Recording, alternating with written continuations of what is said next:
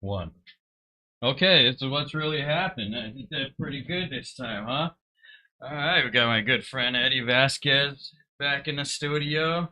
We got guy I've wanted to have on for a while, Tim Moon in studio, and now we could get wild.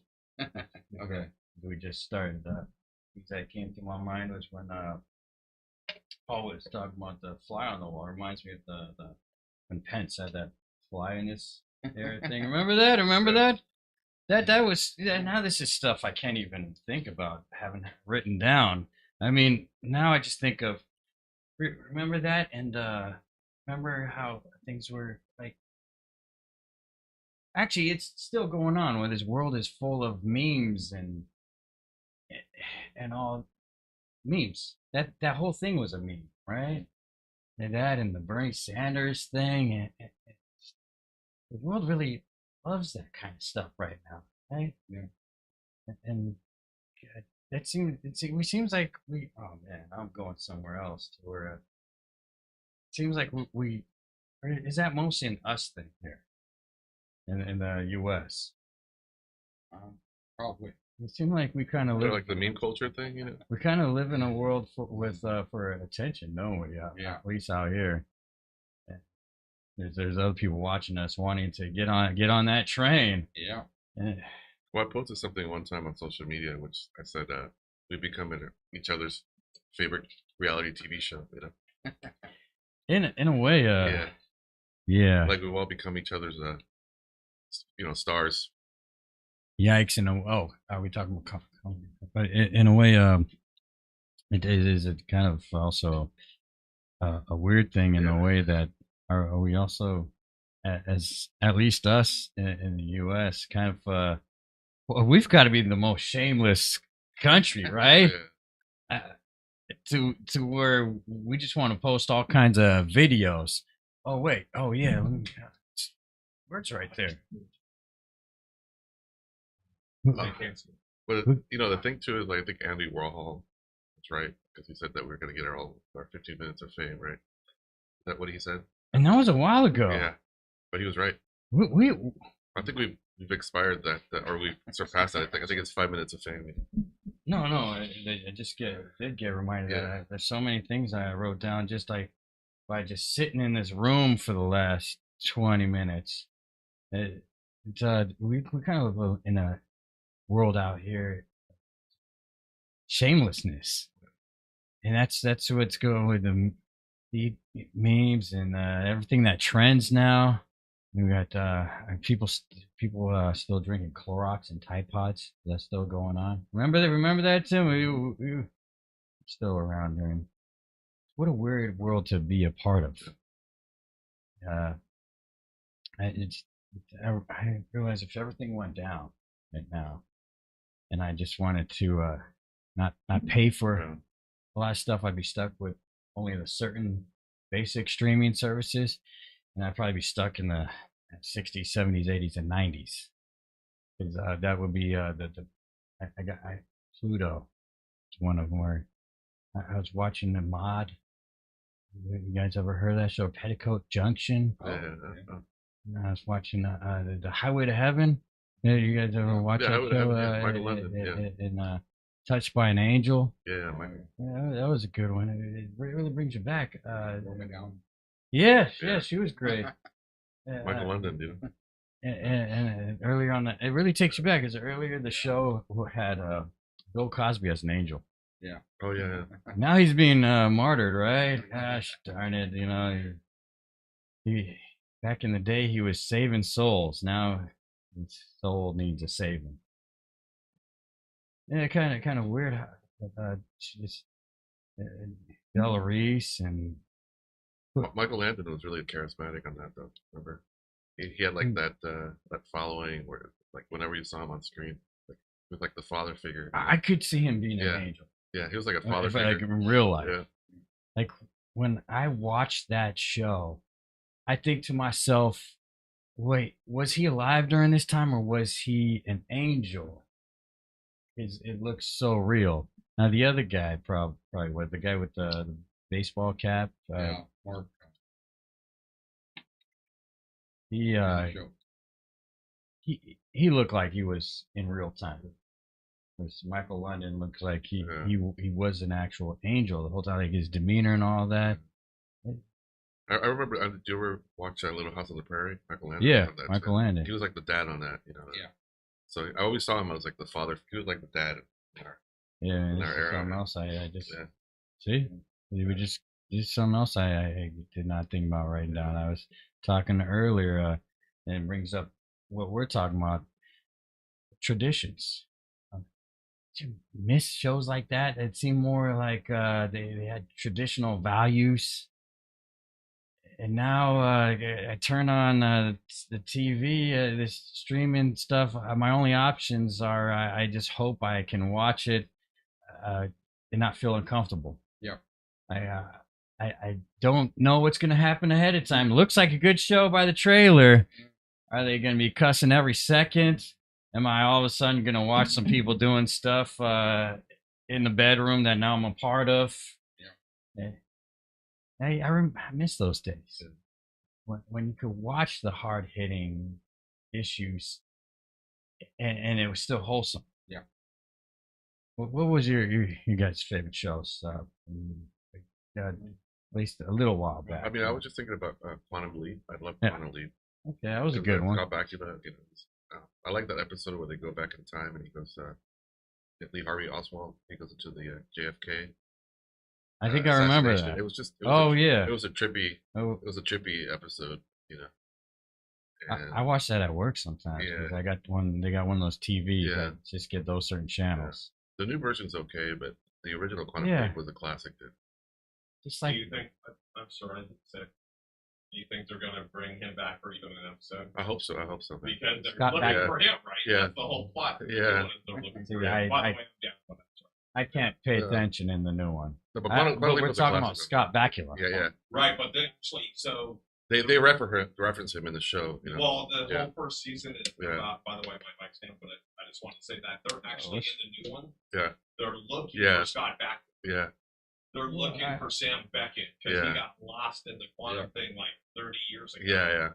And so that's the whole premise. And so I think he's gonna Yeah, be with them. They reference him all the time. Too. Well, the thing is, I just think of Scott Bakula, and I have no idea who the new actor is. Isn't that how Right. Yeah. unsymbolic all this stuff Oh, yeah. is? It just like Hawaii Five-0. Yeah. I stick to the old. Yeah. Oh yeah. And what was one of your favorite shows back in the day, Tim? Well, we're going way back now because I really didn't watch much TV during the '80s and stuff. But yeah, I'm thinking Leave It to Beaver. Leave It to Beaver was awesome. Yeah. Okay. Yeah. Eddie I mean, Haskell. I wish I was. That guy was in the Surreal Life, wasn't he? The Leave It to Beaver guy. He was. They brought him back for a reality show, and to go out with some supermodel. Yeah. That Yeah. didn't go well. Because of my grandpa, I used to watch a lot of Gunsmoke. Yeah, Gunsmoke was. That was a good one. Rawhide. Bonanza. Rawhide, and Yeah. but you already mentioned Petticoat Junction. Yeah.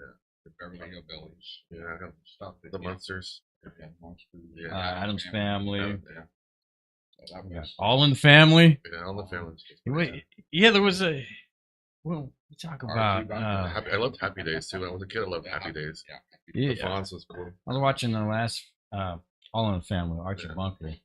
I guess that's All in the Family was when you could see the world really shifting to what was that more considered political or some or More reflected the times. yeah, because it was the sex orientations and then there were the racial issues. Just like the last one I saw was Archie Bunker. He had a swastika on his door. I mean, and he's a white guy. I don't know what I don't think he. I think it was supposed to be like Irish American or something. Yeah. So. Yeah.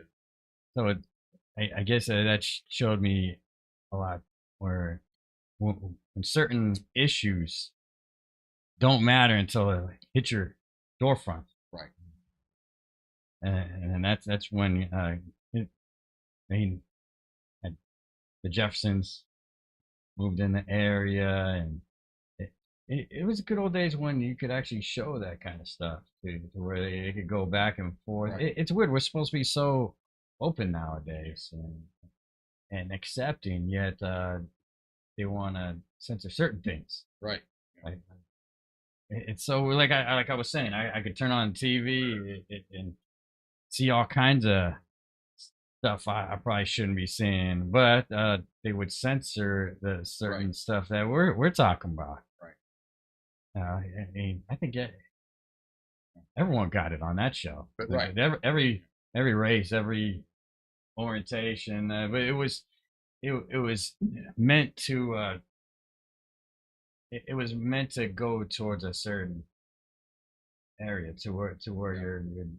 you're kind of getting a meaning behind it. Yeah. Or to enlighten people. Yeah, it was supposed to be like a satire. I just checked and it said that he had no known origin or ethnicity, so they kind of left No him blank. known He was like supposed to be like a ethnicity. he was supposed to be just like a blank white guy or whatever. Blank white guy. Yeah, Well, Yeah. just like most white Yeah. guys nowadays, Oh. right? but you We're know, Now, what about married with children? married with children is awesome too. okay. Ed, See, Ed Bundy. Yeah. see that was showing a shift, right. and then all of a sudden you just got that wall all of a sudden. What was wrong with it? Yeah, I don't think you could make married or they couldn't show married with children nowadays because of the Right. cancel culture. Yeah, isn't that weird? Yeah. Well, in the family, they can't show. Yeah, All in the Family would be too. Isn't too it weird how controversial. we're Right, supposed to be and so it's much sad. more accepting, Yeah.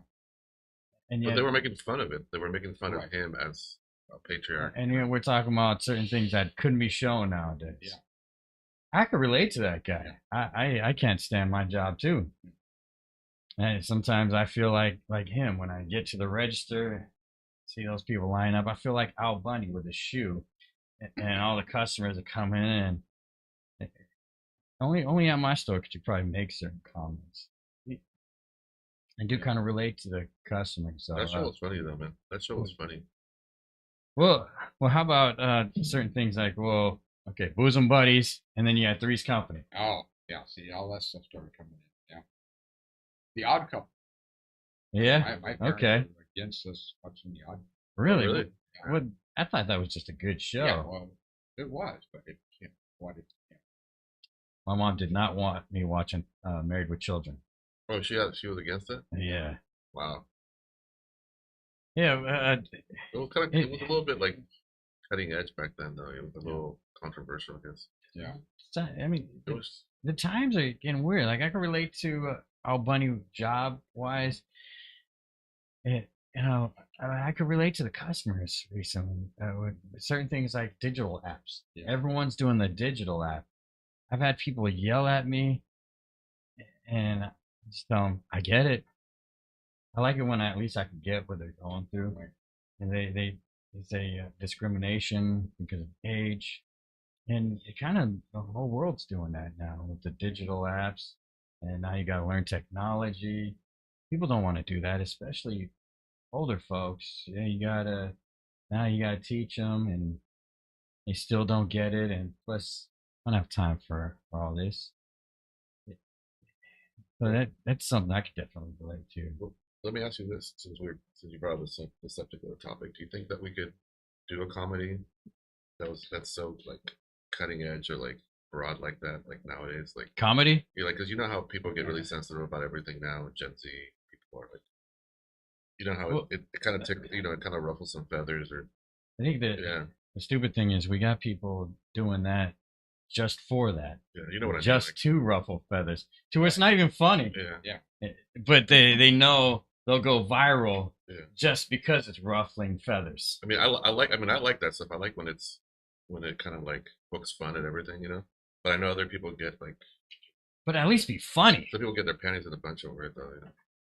I mean, that's the Yeah. thing. At least back in the day, they would be poking fun at the Gen Z while wearing the panties. Yeah, All right. I mean, you probably couldn't even say panties.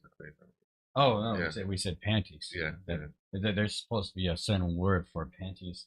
It's supposed to be what's a good word for it? It's sort of like how they have a word for pregnant women, Yeah. right? They're like I can't keep up. Birthing mother? Birthing mother. I can't keep up, man. Birthing mother. Yeah. Is there a word for Birthing person. birthing Yeah, person? Oh no! Now we're gonna get canceled for that. Oh no! Is there a word for the panties now? So does that make men fertilize then? I heard men can get pregnant now, so I hope I don't.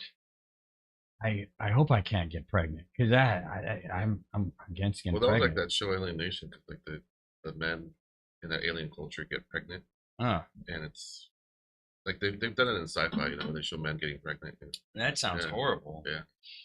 Yeah, I don't want. Everyone I'm a wimp when it comes to that. getting pregnant.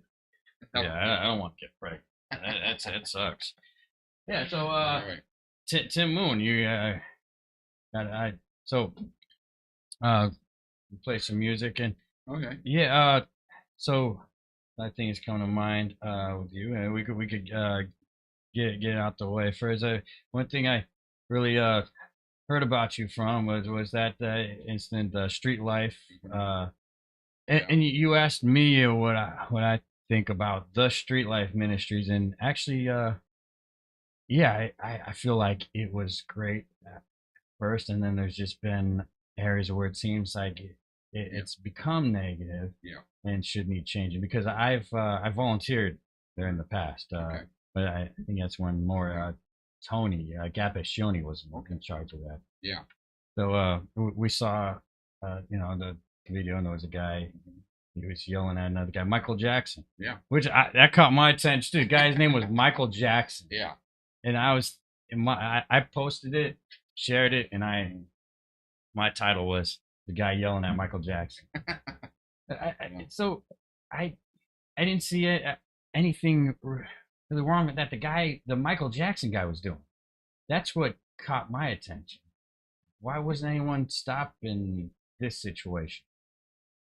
Well, And you were videotaping. I was videoing it, so I've experienced that type of behavior from Kevin, the bouncer. The guy that called us Yeah. security. Numerous times, and it's like so I had the video it to kind of like show the ugly dog side of what's going on. Yes. Yeah, and so I felt it it's appropriate for me to post it and stuff. So, yeah. So there was nothing I could do because in the lineup of of authority there, the head staff, the head guy, he said, no, I want him to do that. And it's like, so anyway, because he's been, has done that in his own, This security guy we were talking about. yeah. And then the leader of Street Life. And that's the issue. We need better people in charge. Right, exactly. And so Street Life as a whole, and people coming to volunteer, that's a great ministry. That's a great thing. Yeah. The leadership is destroying it, destroying the situation. See that? Yeah, and that's where things seem to become negative because when we're going to talk about this or put it out there, people think, oh, you're against this Street Life Ministries, and no, we would. It's a good nonprofit, right? Yeah. And no, it's a good nonprofit, and we just believe it should be better. Right, it can. Yeah, because I've volunteered there myself, and I've eaten at the food kitchens. Especially Eddie said he's from San Mateo. I've eaten at the Shoreview and the Turnbull. Yeah. So I know it's like those people need help. Well, and then when I saw those people need help, that's when I felt for the Michael Jackson guy. Right. Yeah.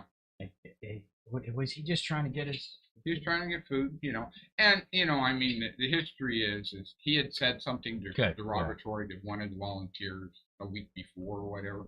But it's like we all have issues, we all have things, and we all have our bad days. And he was having a bad day one day and said something that he probably shouldn't have. But for them to come down on him like that, it's really so Street Life like a homeless program. Street Life Ministries, yeah. Okay. So it's like a homeless. They help feed. There's other locations, right? It's not just Menlo Park. Redwood City, Menlo Park, and Colorado. Okay. Well, I know where you're gonna go in Redwood City. Yeah. No. There's And, no, you know, they're and- closing that up. No Yeah. Bethlehem AD either. Yep. Right. Yeah. Yeah. We're not doing that anymore. So yeah. Yeah, like so. My thing is, when I saw the website, that's what some people say. Well, if he acted that way in the past, he should be banned. But when I see what Street Life Ministry stands for, I don't think so. It's like at my job, I could say maybe yeah, a person shouldn't be allowed back, but you're dealing with people that have it's addiction issues, Mhm. abuse issues. Mental issues. Stuff. So So, check in with the guy. How Right. you feeling today? Yeah. Are you gonna act the way you were acting before? Yeah. And I saw the guy. He seemed like he just had a great demeanor Yeah. as he Oh, was yeah. getting berated. You know, and I've been a street musician for 50 years in San Francisco and Berkeley Center, and I've seen them all, and all kinds of people, you know, and there's no, there's no way to treat people like that are coming to get help. I never have treated you, but Yeah. get, second, third, fourth, fifth chances. I mean, God Almighty's given all of us a chance. I mean, a lot of us are still breathing, so it's like. So were you a product of these kind of ministries growing up? Is that how Yeah, well, it's my parents are very traditional Christian type people and stuff, and yeah, so I grew up in and out of church and stuff. But because of my own lifestyle that I've chosen to be a street musician and stuff, and travel around, share the good news as far as I can see in and around the church. me? I don't feel like this guy had any kind of talking to, and that was more my issue. That because I've contacted, Yeah. and it seemed like it was just kind of brushed off. You don't have to, berate the guy just like he was berating the other guy, Right. but can't accept this, demeanor, this behavior. Yeah. You can't accept this. Yeah. Could have just gave the guy a plate and said, "Go on about your way," at Yeah. least. so they Right. took him out. They 86'd him or what? And the guy, Yeah. right. No, they forced him to leave. Yeah. And which I did give I waited till everybody left. I did get it end up getting a plate. So Oh, good for you. See, So They didn't- that well, wasn't that shown. was one and probably one.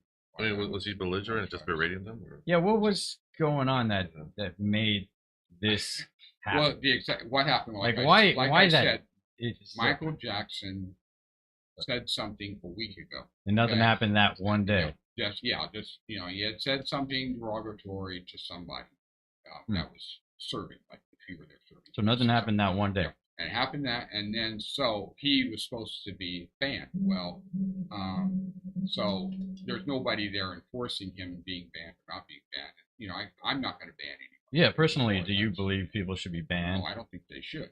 So anyway, so the security guy, he shows up and he really gets in this guy's face about you need to leave, and if you don't leave, I will, and he was using his belly to bump the guy. In fact, Yeah, I saw the that. video. I didn't catch it in time, but the guy, Michael Jackson, was sitting down, and Kevin went like that. And baseball caps, they're on kind of snug, and if you hit it just right, you can, it does some soreness to your forehead. Yeah, yeah. So that's what he did first. He knocked the hat off of Michael Jackson, and then off the bush. So that part being video, I have to See, turn video right yeah, out. that's why you So question that's things. physical, that's physical abuse as far as I was concerned. And so I had seen that in the past. So you've seen these kind of situations with this person before. With this security guy numerous times, and I kept bringing it up to the person in charge. He said, no, he needs to be that way. Like, no, he doesn't. He doesn't need to be that way. And there was, to be honest, there was 3 other pastor type people there, one teaching and one Saw people that just tried standing to around. stop him. Yeah, that Oh, tried to stop. The So they security did try guy. to. Yeah, and okay. if you'll listen, you have to kind of, turn the volume kind of loud, but you'll hear them in the ground. Kevin, knock it off, stop it. You don't need to talk to him that way. You don't need to do that. You don't. You can hear that in the video. get the stuff. You know, so they're Yeah. telling him to knock it off, and here they're, as far as I'm concerned, they had as much authority to do as anything. And so then, Yeah, well, I watched Oh, yeah. that and I just saw him acting the way he was, and I was thinking, okay, maybe he's going through something also, but he's also calling out the guy in charge and saying it's okay. mhm, All these yeah, people, the guy in charge is there and not doing anything. right, So that's when I just thought to myself, this is taken as acceptable. yeah. Well, I was told to let him do his job. He was doing his job. I said, that's no way to do a job. This is street life ministry. This is ministry in general. Yeah, So your job is to serve. yeah, Your job is to show a reflection of God's word, Christian values. I know we all fall, but you're not really showing a good example there. right, yeah. So anyway, so I'm no longer there. I fired. Told my service needed. Yeah, sorry. In that video, you had to wait a while because your job was being threatened. Yeah. Oh yeah. But I think it's great that you still give him food and Yeah, I I'm mean, still. it's Yeah. great. It's great that you looked out for him as a Yeah. person. I Yeah. think that's what Nice. they lost sight of. That instead of thinking like Luke said about the person and that we all have bad days, Yeah. they kind of marginalized him. Kind of treated him like crap. Right. You know? Yeah. The fact that we didn't even see you Yeah. serve food, no one knows that you still serve the guy food. Right. Well. I think that's what shows- Jesus would have done. Though. Yeah. He would have. Exactly. He would have helped him. Well, it showed Yeah. a lot of real good deeds Yeah. go unnoticed, Right. and the ones we notice are sort of like what I'm envisioning from how it seems like the street life ministry is going. A lot of things I see out there are more like a wow sort of thing instead of really just hitting on the values. It seems like you more of Jesus more like the skeptical spectacle. We want that wow. Yeah. Not everyone here. We want just the ones that could make us something special here. Let's be selective. You nailed it. What's in the Bible too? I mean, I'm sure. Yeah. I mean, it's like he was without sin, cast Right. the first stone. Exactly. I always like that. Yeah. Because they were about to stone the adulterous woman, and Right. then Jesus kind of like checks them. And I Yeah. believe that he was writing all of their sins down. Oh, in the In the sand. dirt. He was writing all of their bad habits. You know that story, right, Luke? Yeah. Yeah. Do you have a church you go to? So, well, I'm a traveling worship leader. So Yeah. like every Sunday I'm at a different church doing music. But down in Gilroy I have a church that actually supports me as a bishop.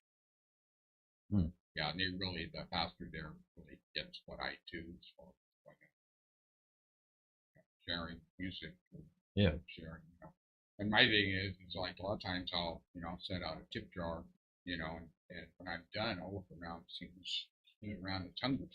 We all go to McDonald's or something, Huh, right? that's I've seen cool. burgers on me. So that's more why I do what I do. If people want to get into rehab, I'm city team. City team. That's right out here. Yeah, there's one here on 6th Street, San Francisco, San Jose. What is city team? City team is a rescue mission that serves the homeless community and with beds each night. They also serve meals, at least twice a day, morning and evening, and then they set up recovery programs.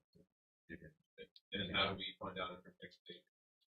Cityteams.com, I guess. Yeah, I think there's only Yeah, there's and only then one. there's, and then there's Teen Challenge, started by Dave Wilkerson across the Switchblade. Spoken movie, yeah. And, That's great. Yeah. Then the Salvation Army. Then the Salvation Army also has a, has rehab places set up back. That's where David went. And the Salvation Army. No, they helped me out growing up. Did they? Okay. And then yeah, and then there's Victory Outreach that does recovery program. And then there's recovery programs. In fact, my band, my name's Tim Moon. My band is called Stars, so it's Tim Moon and Stars. But we play at a lot of recovery groups around the Bay Area, Palo Alto and San Jose, places. How do we keep up with everything? Do TimMoonStreets.com. All right, well, we got our plugs out of the way. Yeah. Yes. Might as well get a couple I of guess- something. I guess we're wrapping up. Yeah, and I do like to say, because my wife says I've been married to the same woman. Her name is Sue. What? 43 years. Hmm. And we have 4 kids, Awesome. 6 grandkids so far, and they're all involved in music, playing it. Oh, that's amazing. Okay, Run around city. more topics. Yeah. Because Get on the positive side. well, I don't care to have kids. It's just because the way this world is going. But yeah, I did go to. It's called the Grace Bible Church. Okay. It's in that Redwood City. They had some great tacos. Yeah. Well, I didn't expect tacos, Yeah. so it was nice. I went for the service, and then I was hungry, Yeah. and they fed me. Yeah. Which I wonder if people do that where they look ahead of time, and see what is this church. What kind of food do they have after the service this time? I mean, I got spaghetti or tacos. What are they? Yeah, well, there was some things. Well, you know what's weird? They said turn to the scripture. And I couldn't turn fast enough, so I just stuck on a certain page and Yeah. just listened to them. But I saw certain things like there were things like so you said you're married, and I think there's certain things that maybe taken too literal that we got to figure out. Like if you marry a divorced woman, that is adultery. Yes. And According to scripture.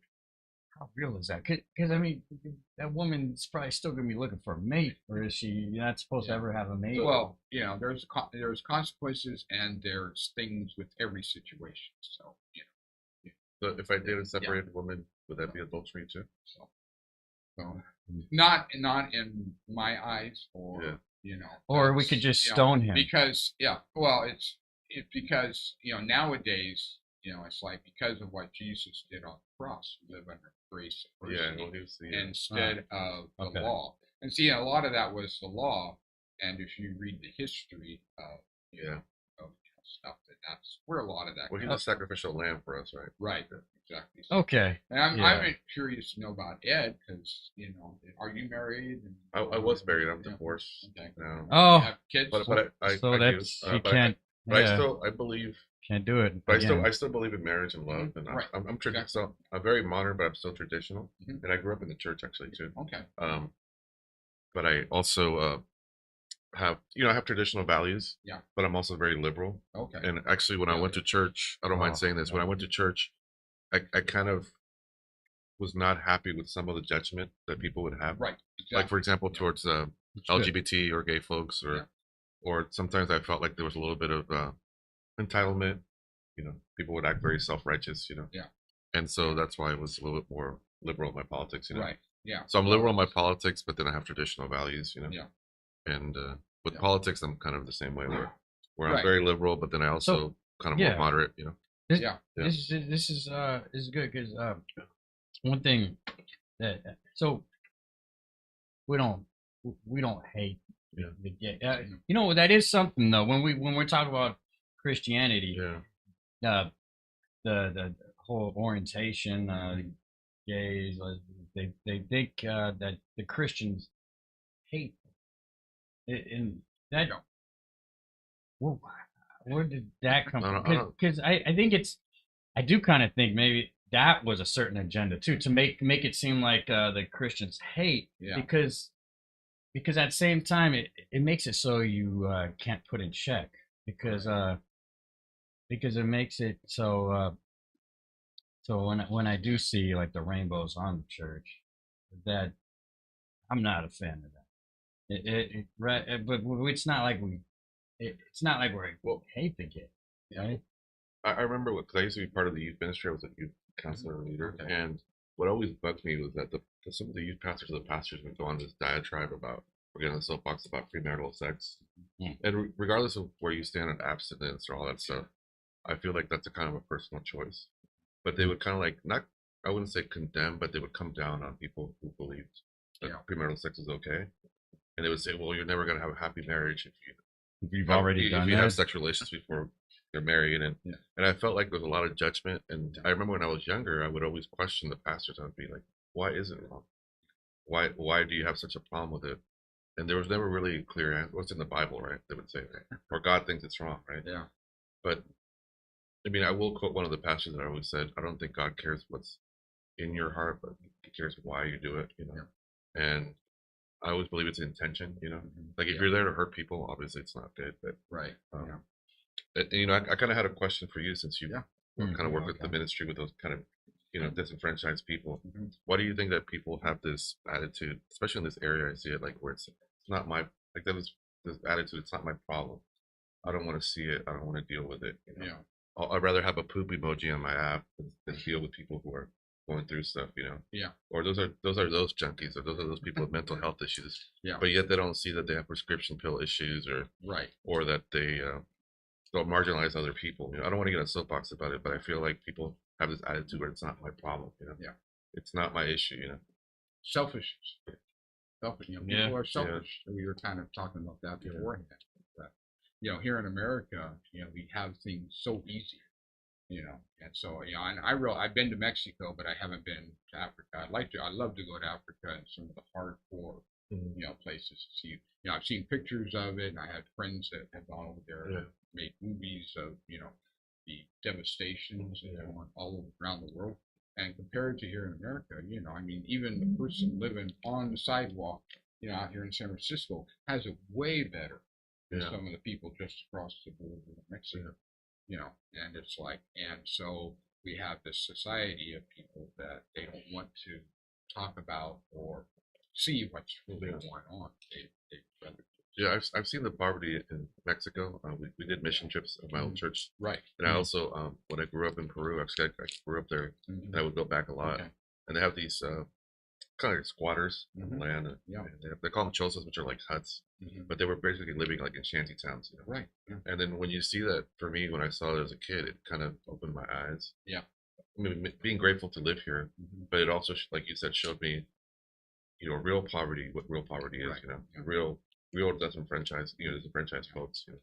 Yeah. And I mean but they were also very happy just with their families, and I mean they found happiness in their Right. everyday life too. You know. Yeah. My kids Yeah. have gone on mission trips to South America. Oh, okay. And Okay. Central. It's pretty bad out there. And stuff. And they've, you know, so they've seen a lot of it. I Yeah. exposed them, and I exposed them to a lot of stuff that happened right here in San Francisco, Yeah.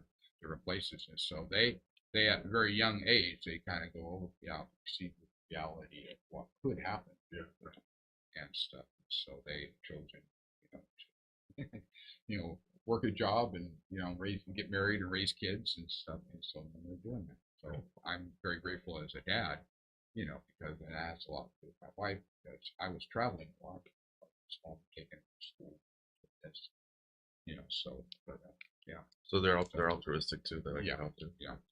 So, yeah. In fact, my youngest son, every time you get him and his wife, every time you get a chance, they come up and play music and sing. So, yeah, and I just encourage everybody, if they have any kind of talent, like you have a talent for poetry, man, it's like people on the street need to hear it. They need to hear some, you know, good music, good poetry, or something positive in it. So all this negativity. Well, Yeah, I feel like that's how what the world's trying to center us towards. To just being against each other. Right. You know, but a lot of tribalism, man. I don't think the world wants people to really get along. Yeah. You know, I was thinking about just that. like races, and then there's always a new orientation. Yeah. That's the church I went to. It said missed the Reclaim the Rainbow service. Yeah. Well. It's not like they're not accepting everyone, but the pushiness and you know, flag just makes Yeah. it makes the whole world's a little uneasy. But you go, yeah, it's weird. Growing up, I was told, yeah, like we talked about adultery, and like I would be just as wrong. So it's not like it somehow we flip to where and that orientation thing is a little higher up. Yeah. Sin is sin. So, Yeah, you would think so, but I feel like certain churches they got to put those flags up and all to Right. get people coming in. I mean, Yeah. should it matter if your church has 50,000 people or even just a few people? right. Going. If the meaning is right, and only a few people could even matter. Right. Yeah. But I guess that wouldn't have the wouldn't pay off the car insurance or the. Well, my stepmom, who was the nurse, says that we're all pink inside. Yeah. We're all, if you open us up, we're all pink inside. It doesn't sound like we're cooked right. we're all, not done, inside. Yeah. Oh, okay. Yeah. I don't know why. I've been watching that drama on Netflix, I guess. Oh man, that's, Yeah, that's yeah, hard, that's a yeah. hard So watch. you got a song for us here? Sure. Yeah, just one of the favorites on the streets, and the song probably more prevalent today than it was back in '65 when it was written by P.F. Sloan and done by Bear McGuire. Oh yeah, okay. Barry McGuire's still alive, 87 years old, living in Fresno, and enjoying the good life of retirement. Talk to him on the phone every now and then. So.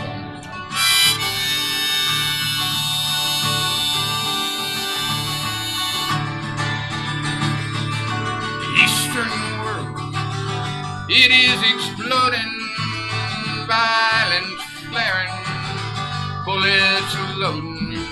You're old enough to kill, but not for voting. Don't believe in war. Tell me what's the gun you're toting. And even the Jordan River has bodies floating, and you tell me over and over and over again, my friend, I don't believe we're on the eve of destruction.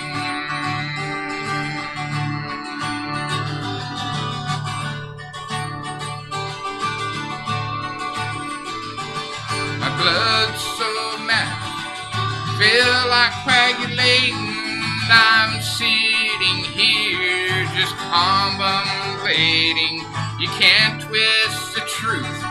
And no regulation, and a handful of senators can't pass legislation, and marches alone can bring integration when human respect is disintegrating, and this whole crazy world is just too frustrating. And you tell me over and over and over again, my friend, I don't believe we're on the eve of destruction.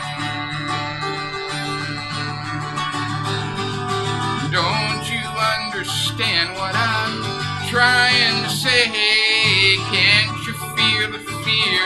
I'm feeling it today. If the button is pushed, there'll be no running away. There'll be no one to save with a world in a grave.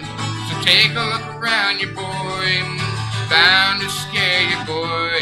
And you tell me over and over and over again, my friend, I don't believe we're on the eve of destruction.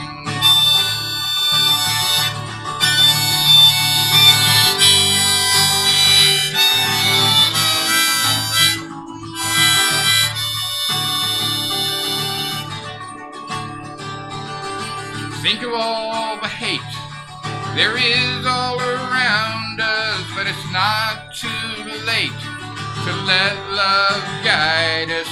And you can leave here for 6 months in space, but when you return, it's the same old place. Oh, the pounding of the drum, the pride and the disgrace. You can bury your dead, but don't leave a trace. And hate your next door neighbor, but don't forget to say grace. And you tell me over and over and over again, my friend, I don't believe we're on the eve of destruction. I don't believe we're on the eve of destruction.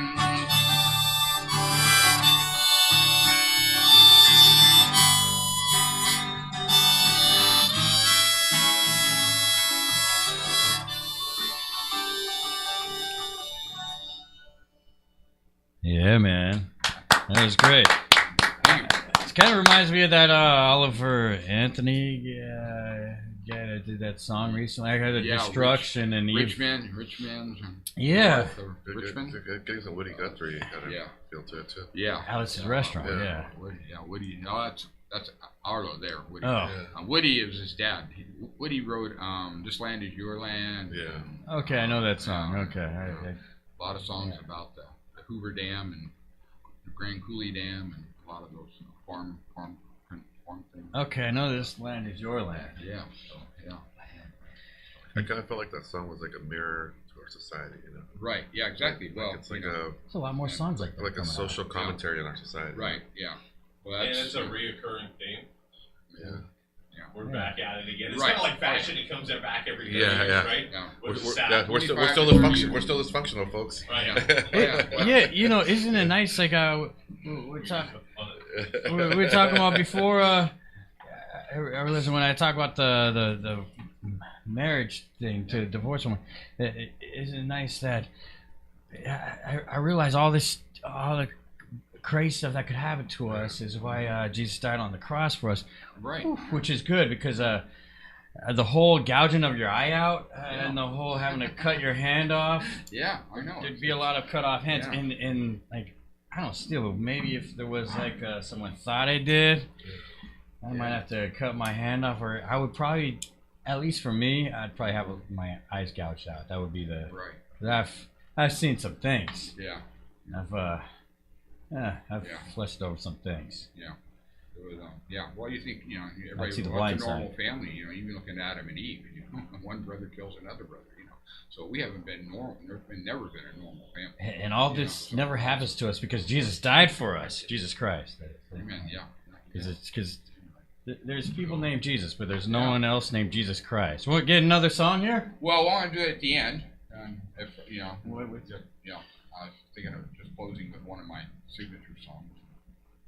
Okay. You still have 1 hour left in broadcast. I was thinking we only had an hour. Wait. So we have, No, yeah, if you wanted to well, get- And you're an hour then- at this point. So Okay, so then let me just do. Anyway, there was a good friend of mine. He passed away in 2008. His name was Larry Norman. That's actually some great history there. He was a lead singer group called People back in 66, 67, 68, and I got the privilege of hanging out with him and his band in the late 60s, and in downtown San Jose. And this is the first time I actually met her. Didn't know who she was at the time, but I met Janis Joplin. Janis Joplin, wow. They opened for Janis, and so I was hanging out backstage. You've seen 12 some years stuff. of age, and, How was she? How was she live? Was she amazing? She was amazing, but by the end of it, she was passed out drunk. In fact, this song, the first two lines were written about her that he wrote. He wrote the song, and I've kind of made it one of my big hits. But but so this is about Janis. There. Sipping whiskey from a paper cup, drown your sorrows till you can't stand up. Take a look at what you done to yourself. I put the bottle back on the shelf. A yellow fingers from your cigarettes. The hands you're shaking while your body sweats. Why don't you look into Jesus? He's got the answer. Why don't you look into Jesus? He's got the answer. Gonorrhea on Valentine's Day. Are you still looking for the perfect lane? You think rock and roll will set you free, honey? You'll be dead before you're 33. I shouldn't jump till you're half insane. You broke a needle in your purple vein. Why don't you look into Jesus? He's got the answer. Why don't you look into Jesus? He's got the answer.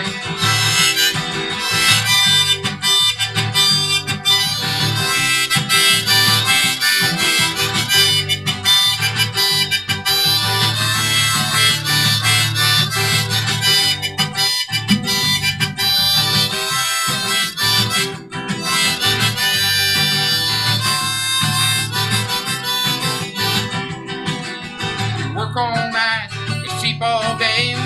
You take your money, throw it all away. You say you're gonna be a superstar, but you never hung around enough to find out who you really are. I think back to when you were a child. Your soul was free, your heart ran wild. Each day was different and life was a thrill. You knew tomorrow would be better still, but things have changed, you're much older now. If you're unhappy and you don't know how, why don't you look into Jesus? He's got the answer. Why don't you look into Jesus? He's got the answer. He's got the answer. Yeah. Jesus Christ got the answer, man. You Sounds a try lot to better with my avoid. band, but Yeah. they're not here today. I know, I almost wanted to harmonize with you. We gotta, yeah, okay, we gotta bring them all in sometime. Yeah. Hey, Jesus Christ. I know you can't duplicate Jesus Christ, but somehow people have come out with naming their kids Jesus. Yeah. If you try to avoid, things will happen. I've gotten my head cracked twice at church, and I take it as God's trying to smack me over the head, saying, "Hey, come on, you gotta get with the program here." So Eddie, you had something you wanted to say? No, I just wanted to say that it's interesting that was written about Janis Joplin, but yet it could be about anybody. Oh yeah. It could be about anybody Well, I was thinking, dealing with any addiction, you know. Yeah, off to the side of the Yeah. stage, she had a bar stool Uh-huh. that had paper cups, and they were all filled with whiskey. Yeah. So between each song, she'd go and chug one down. But by the end of the night, she was pretty sloshed. Yeah, I love watching performances of her when she was younger. Yeah, And you her can, voice was phenomenal. just I don't know how to explain it, but she was almost like touched by God, you know. Yeah. Oh, But I almost feel like there was a lot of self-loathing too. Oh yeah. There was a lot of she was battling personal demons, you know. Yeah. Well, And it's sad because she had such a talent, you know. She was such a Well, you take icon. She was such an iconic performer, you know. Yeah, you take any of them. Yeah. Stars This back guy. Well, then. there was a 25, Yeah. Yeah. It's at 27. 27 club. Yeah, Yeah. that's what it is. Yeah. Even Yeah, we got one there. even Yeah. Keith, even Kurt Keith Green. Cobain was another one. What about this one over here? Yeah. Yeah. Yeah. What do you think The about 27 club, right? Yeah. Yeah. Have you heard? I think it's Jose Feliciano. He sings "Light My Fire" by the Doors. What, by Jim Morrison? Yeah. Have you heard that cover? Oh, that's Maybe because you have an appreciation just for music, you can Oh yeah. sympathize a bit. Yeah. Because I hate. Well, maybe because I listened to it at work. Maybe that's why I hate it even more. Yeah. But I've listened to Jim Morrison sing that song, and I love it. Yeah. But then I hear that song, and it sounds horrible because he's like, "Come on, light my fire, light my fire." Yeah. Well, I feel like he's sort of singing it how Beavis and Butthead would sing it while they're lighting, some fire. Oh yeah. Whereas Jim Morrison, he set the right mood for it. Right. He I mean, it was embodied his song. Well, he embodied it. You know, Yeah. he was like he lived it. You know. People got it. Yeah. Jim Morrison. Yeah. So, Yeah. Eddie, we're gonna hear a poem from Eddie. You born and raised? No. So you're raised in San Mateo. Yeah, but I was born in Lima. Born in Lima. Lima. So you believe that you were born Peru. Yeah, that's right. So you believe that women should be in the kitchen? No, I don't. You believe they should cook? I and feel like clean? we should be partners. Is what I believe in. So it- Yeah, I don't have that machismo in me. You believe women are objects? No, I believe that women are human beings. Well, He this believes he wants to sleep on the couch. What's going on, man? this isn't working out. Well, I definitely don't want to be in the doghouse unless I put myself. This isn't back. working out. See, I keep trying to get this show to be controversial here. No, I'm sure I've done that plenty of times. Yeah. And the other thing is that somebody told me Okay. this recently too. Yeah, that talk about speaking the of women. women, somebody told me recently too that sometimes you just need to walk away and just, and even if you're right or wrong, sometimes you gotta just like let it go with women. You know? So yes, Yeah. yes, because men are known for Yeah, it's wise words that somebody told me being- recently. You know? they're well not known for. But I mean, there's Yeah. abusive men, and but then when it comes to women, Yeah. it's good to walk away because they might not be in control of their emotions when it's not Yeah. they're abusive. They're just trying to. Maybe it'll end up in stabbing you. So maybe go for a little. Yeah. Go for a walk because they just got those feelings. Well, like he was saying, like sometimes there's moments when when you blow up or you say things that you don't want to say or Yeah. You know, Talk to just- this guy. He's married for so many years. Yeah. Oh. yeah, and it's not. What would you I know, be saying? I think when we're younger, we worry too much about who's right or wrong, and Yeah. in reality, it doesn't matter. I mean, it doesn't matter who's right or wrong. You know? Yes. Yeah. And we're talking about the movies, and Yeah. oh yeah, and in a little bit we'll go back to Tim. But you. So I'm going to see Blue Beetle coming up. That we were talking about the Deadpool's and all that. So Yeah, I just saw Blue Beetle. I saw it. Oh, you did see it? I saw the online, but the online version, but it was good. It was good. it was good. Yeah, it was okay. good. So it's online because that's got to be if you think it was good, the online version, the bootleg. Yeah, Even though people were walking by yeah. in the theater, if you think that was good, then it must be good. Okay. But to finish the point about women too, I think Oh, yeah, since let's being talk married about so women. long, Yeah. sometimes you have to just. This is what my friend told me as well too. Like sometimes you just have to listen, even if you want to talk to women and Well, so- or talk over them sometimes. So that's what I do. You have to listen. You know. That's what I do. Yeah. Sometimes you have to shut the f up and just. But then they listen, just keep on talking. Yeah. They just won't stop. No, oh gosh, I just keep on thinking. No, but I have to always I'm remind just, myself. I'm just you know. thinking of my mom. No. Yeah. Okay. Even with your female, Yeah. even with your female friends, you gotta listen. Yeah. Yeah. We'll segue into that. Yeah. Well, okay, we're gonna talk about the women again, but back to the movies. Marvel or DC?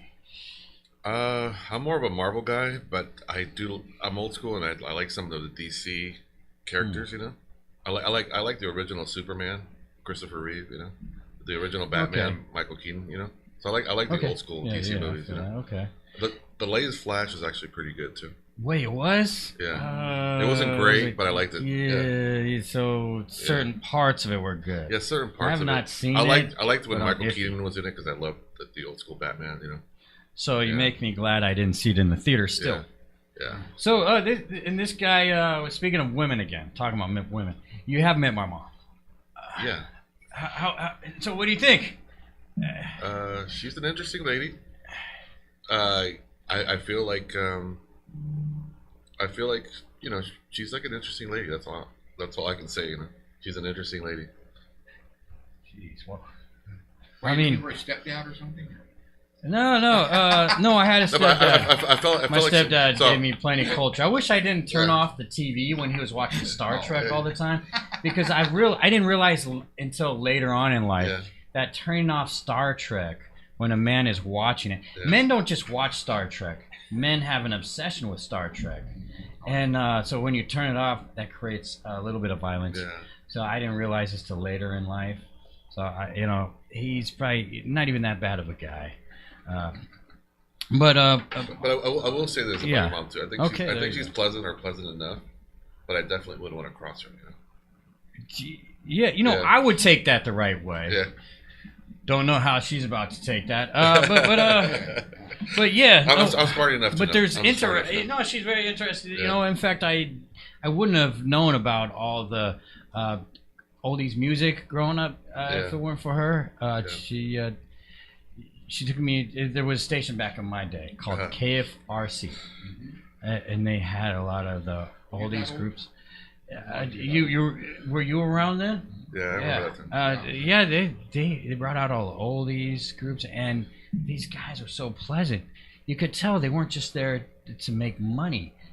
They had a passion for what they do versus a lot of mainstream people nowadays. They won't, yeah, you could talk to them, shake their hand. Peter Noon, great guy. I don't know. He had a group called the Hermits. Yeah. Eric Burden, great guy. There's a group called the Animals. Yeah.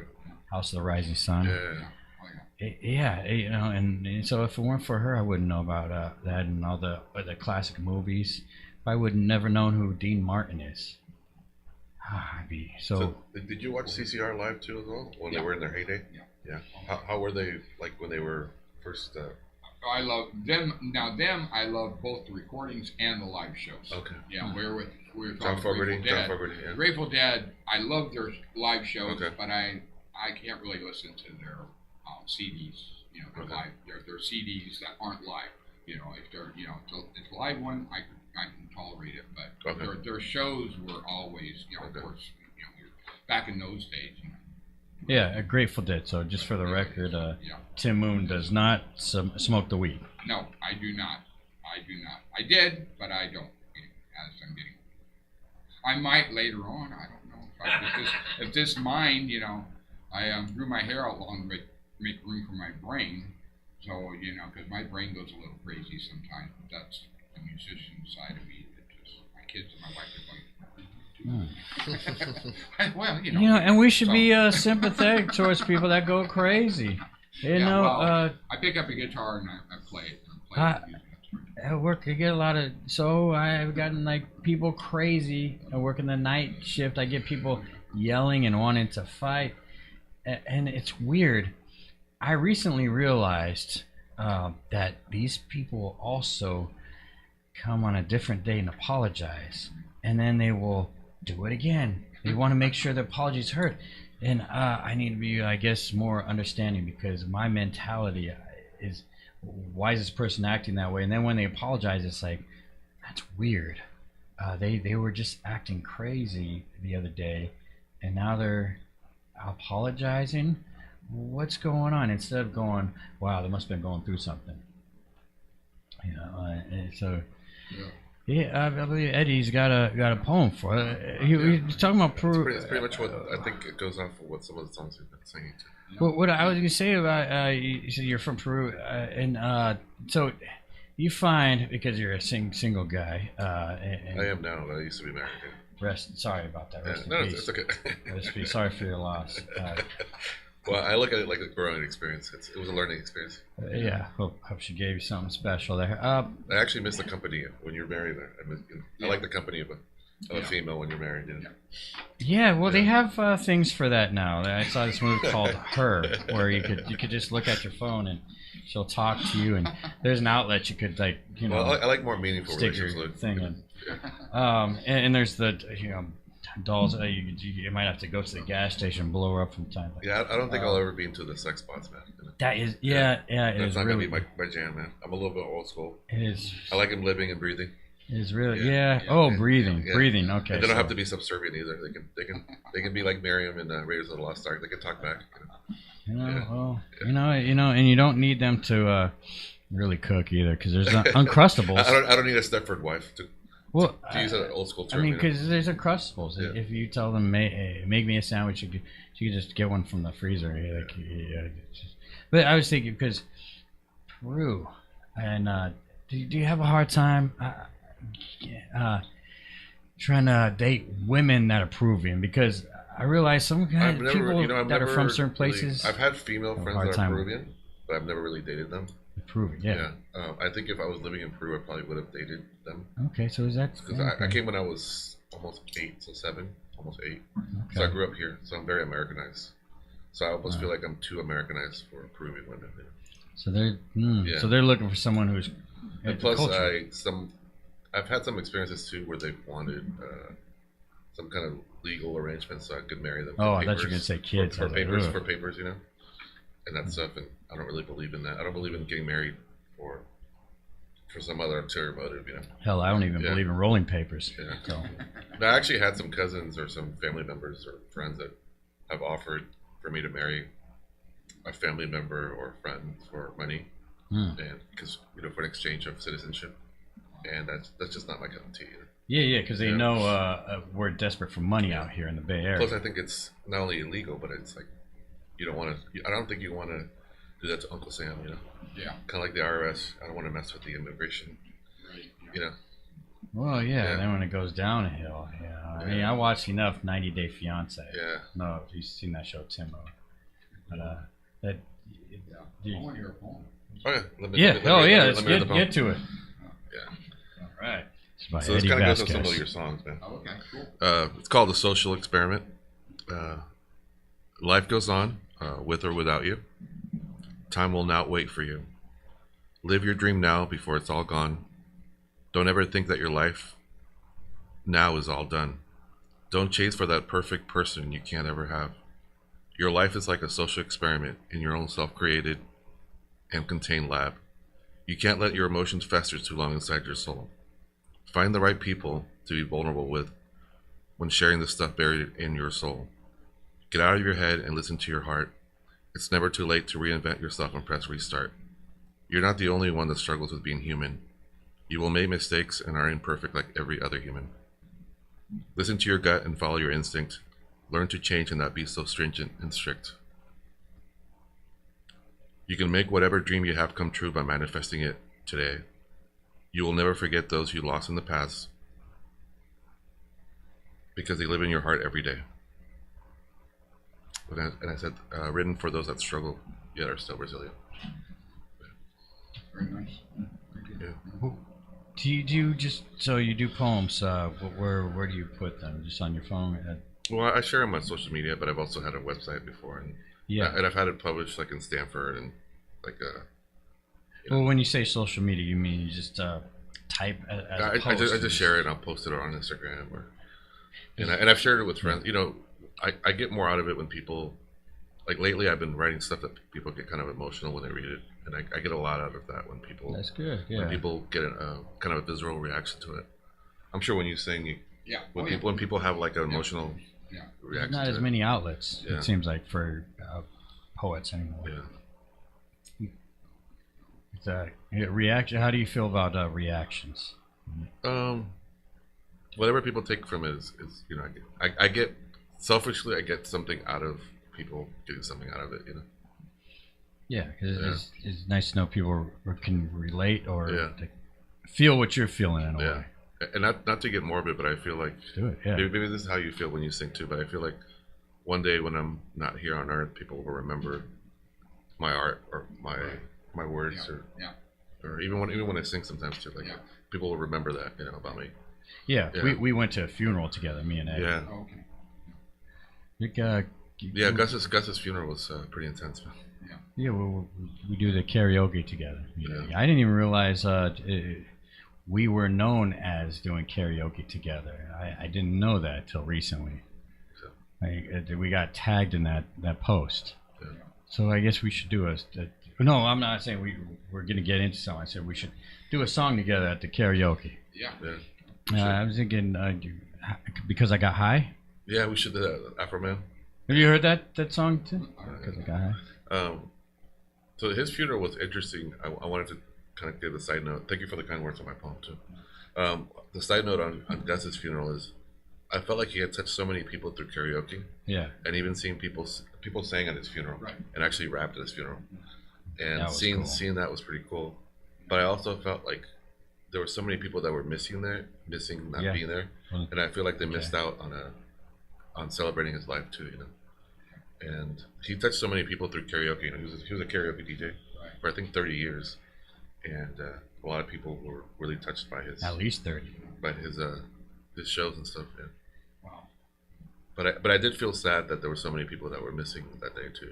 Yeah, I wasn't sure about bringing that up, but yeah, there was a lot of karaoke people that we knew that didn't. I know people have stuff going on, but I do feel like they missed out on celebrating his life. Yeah, I mean, I made sure I could be there.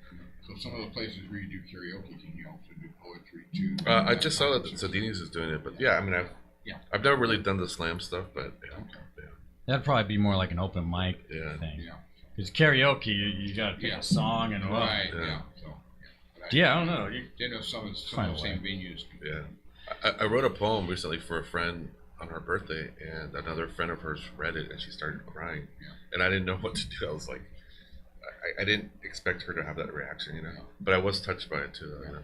I'm sure when you sing and people Oh yeah. have a, or maybe come to Jesus moment, right? Right. Yeah. Exactly. Yeah. But I feel like sometimes you when you sing or you do poetry or write, you're like, you get like in the zone or zen. My friend used to call it being in the zen of the moment, you know. what song you got next? You want that song? Yeah, sure. This one's called Reader's Digest. They still And sell so, those? Huh? Do they still sell those? No, but so you can write songs about Right. it. You know? So anyway, this is the music part is stolen from Bob Dylan, but the lyrics are written by Larry. And anyway, it talks about times.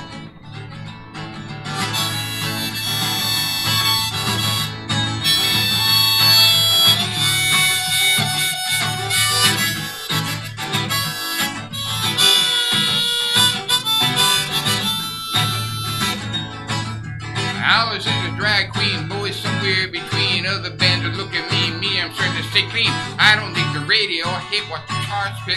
Rock and roll may not be dead, but it's getting sick. All over the world, the jockeys talk the same, and every town I'm playing like the wonder where I came. Well, the Rolling Stone, the Millionaires, and Flower Children, Paul Bears. Beatles said all you need is love, and then they broke up. Jimmy took an overdose, Janis on so close. Whole music scene and all the bands were pretty comatose. This time last year, people would want to hear they look to Jesus from afar. This year, he's a superstar.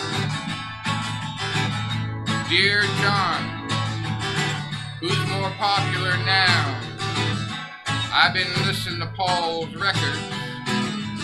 I really think he is dead. An old hippie joke.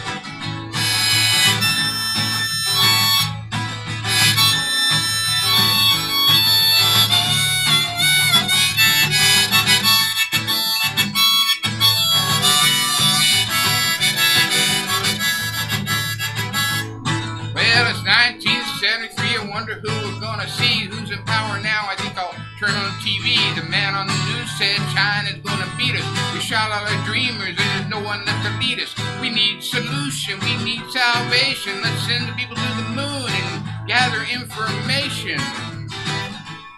They brought back a big bag of rocks. It only costs 13 million. They must be nice rocks. Well, you think it's such a sad thing when you see a fallen king, then you find out they're only princes to begin with, and everybody has to choose whether they'll win or lose. Follow God or sing the blues, who they gonna sin with? What a mess the world is in, I wonder who began it. Don't ask me, I'm only visiting this planet. This world is not my home, I'm just passing through. How about you?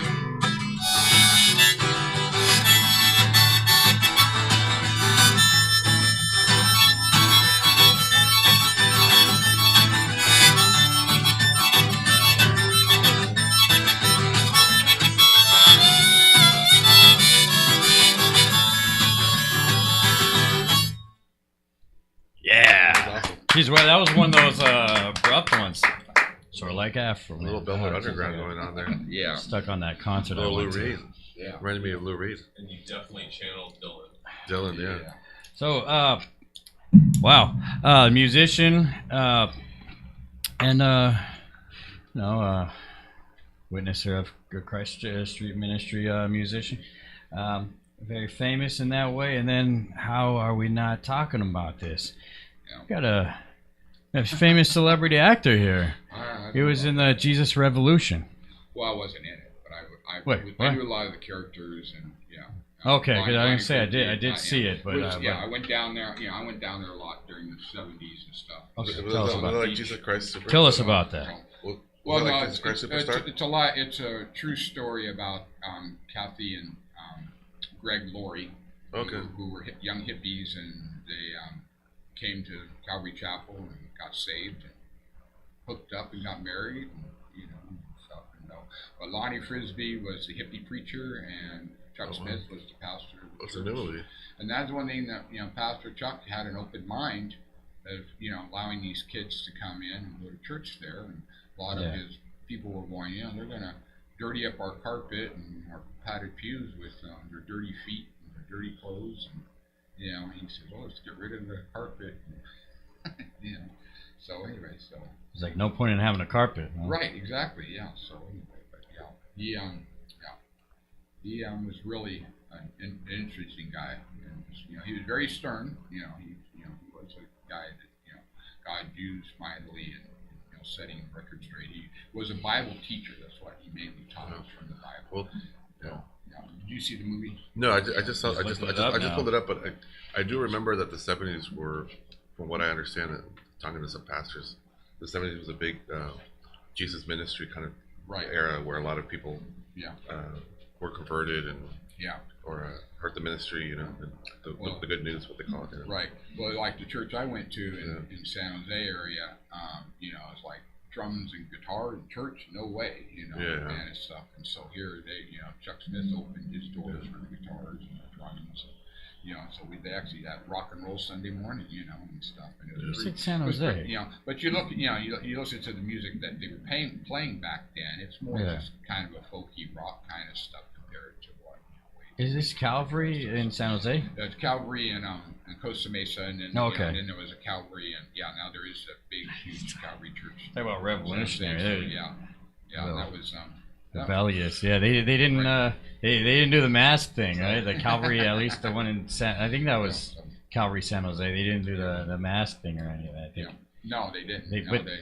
They were getting fined, and then they got turned over. Yeah. So they're in the clear. That's that's God right there. Because I couldn't believe churches were closed during that time. I know it was like so well. I get something's going on. Kind of church. My little thing. If you would have asked me 6-7 years ago if people would take the mark of the beast, I would say, man, there's no way that a regular American blooded human would take a mark of a beast, But then all of a sudden the government comes out saying you got to wear masks, you got to do this, you got to do that, and all these people, they're closing down church stores, they're closing down schools, they're closing down everything. And it's like, well, wait a minute, people aren't standing up for themselves. I never thought I'd see the day where they could close down churches. Yeah, and it's like, So anyway, but so there's some churches that are having consequence, but the courts are standing behind them. Churches and saying, no, this is not right. And one of the reasons why, like especially in San Jose, where Calvary Chapel Church is, that's a pretty big hunk of real estate there, and the city of San Jose wants that real estate. Yeah. So they had some alternative motives of wanting them to have to sell the church, and move out, whatever. But but the courts favored in their favor and stuff. So, but anyway, it brings the politics into the church. Yeah. Well, separated. How do you do what do you think about politics being Christian and following God? What do you think about politics in general? Well, we need laws of the land. We need we need leadership. But we need to have good, honest leadership, not guys that say one thing to get voted in and then do something totally opposite. It's all a game. So it's like but it's anyway. So that's So I wish that people would be honest with themselves, and honest with the people that they're supposed to be there to serve. Because that's one thing politicians are supposed to do. Is supposed to serve their community, but most of them don't. It's all about whoever does marketing the best. Right. Yeah. Exactly. Cool. The era that you're referencing for the Jesus Revolution in the 70s, what do you think made that era so big on hearing Jesus' word, and what made it so like people were more open to Jesus during that time? Well, there was so much going on. You look at the Vietnam War and the Nixon presidency. And the the word now. You were talking about it earlier. the the blacks and the Mexicans and the whites all being at war with each other, and all that stuff was going on. What happened down in Alabama, and all this stuff was going on, and people, were they were searching, and they were mostly searching through drugs, alcohol, there was people actually manufacturing LSD all over the place, trying to get everybody to be on LSD because they figured that was the way of enlightenment.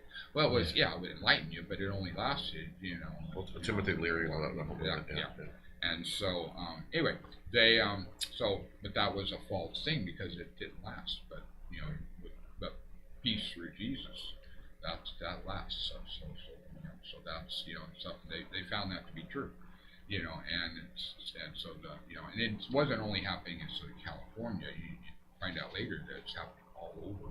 Even if in Europe and Germany, there was places over there that were in the late 60s and early 70s that were, things were coming alive. And the churches that would open their doors to those kids, that were on in search of that.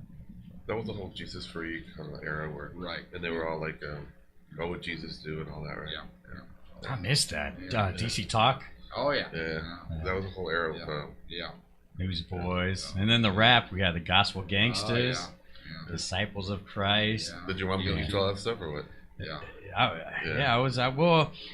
Wasn't really my mom got me into. She got me into the youth groups and going to the camps, and so I went to it too. You're a youngster getting into that stuff, so youngsters, we're gonna tune into our gospel rap and gospel Did you rock. go to Spirit West Coast? Oh yeah. Yeah. That was a good time. Yeah. Michael W. Smith was like Amy okay. Grant. Amy Grant. Amy Grant. Yeah. Amy Grant. Yeah. Rebecca St. James. Oh yeah, Rebecca St. James. Amy Grant had a good voice though. Oh yeah. She was phenomenal. She was at the right place at the right time. Yeah. I think she even hit mainstream, right? She had She went to mainstream. You remember Amy Grant, right? Oh, of course. Yeah. I used to go to all the. Well, Great America used to have a yearly Christian. Yeah. day. Yeah, I used to go to. Yeah, I was involved in organizing a lot of that stuff. So. Jars of Clay. Oh yeah. Jars of Clay Petra. Petra was like old school. Yeah. I used to be into all that. Was it Striper? That was Striper. Striper was the. I love Striper. Yeah. Yeah, I seen you post about that. I didn't even know that. Is that a They were Christian rock They were band? Christian. Yeah. Okay. POD was too. Yeah, POD. Yeah. Yeah. Well, I think they A lot of them hit mainstream too, though. Right. Yeah. Yeah. Well, There was a lot of okay. Christian. Striper did. Yeah. Striper did. Yeah. Okay. Along these lines, I really don't know how Creed. Creed was considered a Christian rock band. I think they had a bad rap by being considered Christian. Yeah. Well, you two were considered. They were Christian in the beginning too. Yeah. Really? They started out being a worship. Yeah. Teenage worship band. Yeah. Bono definitely worships money. So I But he was more Catholic. He was more Catholic in the beginning. I served him drinks one time and he didn't tip. Oh really? Yeah. Which. Did he have like the air of like a rock star or whatever? Or Well, yeah, it was. Well, yeah, he was, I guess they were already kind of washed up. But no, Lenny Kravitz was there, and he was a cool guy, Lenny Kravitz? and not Bono. Yeah. He wasn't. I guess this is what makes it to where so there's nothing wrong with having money. It's just having a love for money and like because they say money is the root of all evil. It's a love of money. Yeah, for some people that makes people probably go, wait. But So they're saying I'm not supposed to have money? Yeah. I think it's a false sense of power and security too, though. I mean, it can bring comfort, but it's almost like a double-edged sword. Right. The same comfort can also bring you like this arrogance or hubris, or like the sense of power that you have with money. You know. I think just like people are beneath me because I have that money. You know. well, just like everything, when we have too much. Right. Yeah. I realized even not long ago, like when you have too much, even people like Jesus even had superficial people following him. Oh yeah. I mean, people. I guess. I think it's a worship of money. But I think it's a worship of money and material that gets people. And people, because when it came to Jesus, like there were people that didn't really follow what he was about, except they just wanted to belong. Right. Exactly. Yeah. It's Judas Iscariot. That's what creates a superficial. Yeah. Yes. Yeah. So, another song. So I was gonna do it at the end. I can't do it now. Oh, was it just one last song? Well, I just Yeah. I'd like to hear another poem. Did you? I think you had one Yeah, more, right? Yeah. Yeah, I have another one I can bring up. Yeah. I didn't want to butt in either, but Yeah. the last one was really moving very well done. Thank you, man. Wow. Oh, I'm seeing some tears right there. Yeah. I'm holding it back. Can't do it anymore. You know, I'm so glad I don't feel like taking my own life anymore. You know, because sometimes I get like crazy inside, and you know, you want to do things like shout and stuff, and you know, your nerves are shot. And there's people I've known that they feel that way, and they're smiling on the outside, but on the inside they're going crazy, and then they jump off a building or hang themselves or something. I'm so glad I don't want to kill myself anymore. Instead, I just go with that, like feel inside, clench up, and like, all right, this will go away sometime soon. It's a journey. I mean, you know, I probably don't have too much long left anyway. Just let life take me out, or you know, when my time is up.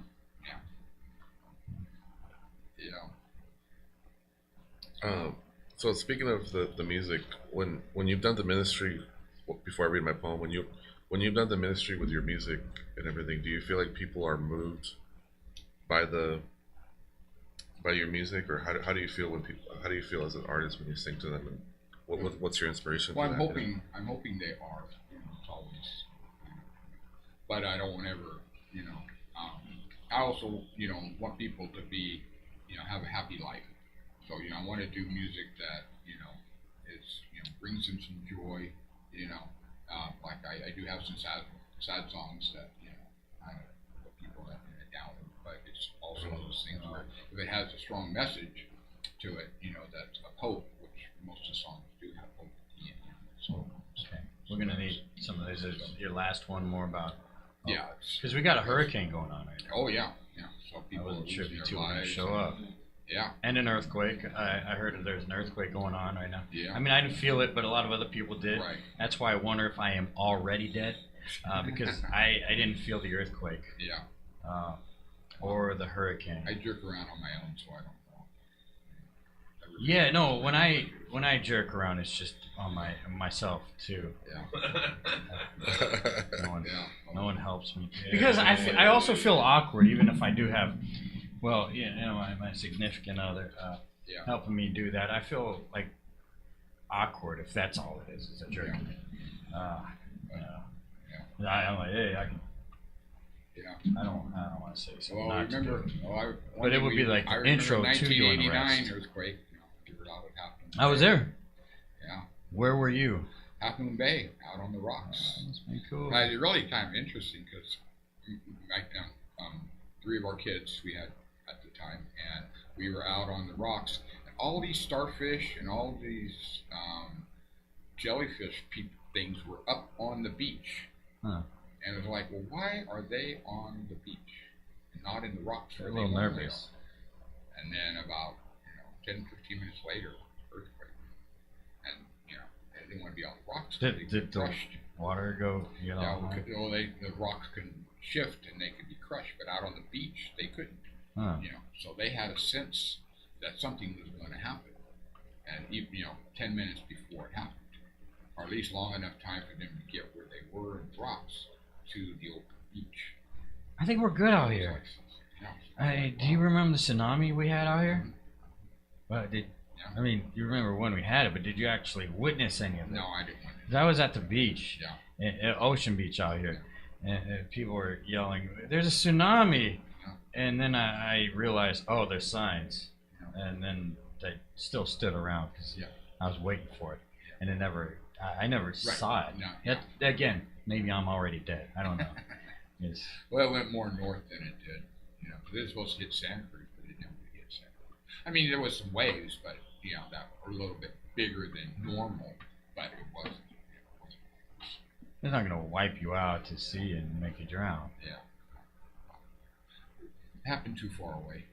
By the time we got here, it was settled. I used to eat food on the rocks. The mussels, I used to pick them off the beach, and then I realized, well, maybe it was there the whole time. There was a sign that said contamination. Right. don't eat don't eat the mussels, and they had a list of stuff not to eat there. And I mean, maybe I just didn't die because maybe those people weren't cooking the mussels, Yeah. and so I cooked it. I mean, like I said, I could be dead. I don't know. I could be dead right now. It's kind of weird. We all could be. You ever zone out and you feel like you actually could be dead, and all this could be just.